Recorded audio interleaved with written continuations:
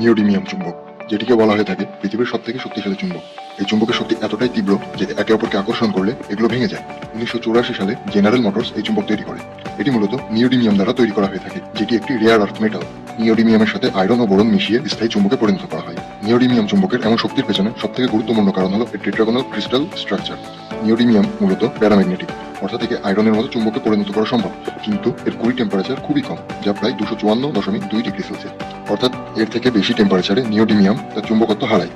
এই কারণে নিওডিমিয়ামের সাথে আয়রন যোগ করলে এর কুড়ি টেম্পারেচার রুম টেম্পারেচার থেকে অনেক বেশি হয়। আয়রনের 3টি আনপেয়ার ইলেকট্রনের বিপরীতে নিওডিমিয়ামের 4টি আনপেয়ার ইলেকট্রন থাকে, ফলে সেখানে অনেক বড় ম্যাগনেটিক ডাইপোল মোমেন্ট সৃষ্টি হয়। নিওডিমিয়াম ম্যাগনেটের ম্যাগনেটিক ফিল্ড 1.4 টেসলা এবং এর চুম্বক শক্তি 512 কিলোজুল পার মিটার কিউব, যা সাধারণ আয়রন চুম্বকের আয়তনের তুলনায় 18 গুণ এবং ভরের তুলনায় 12 গুণ।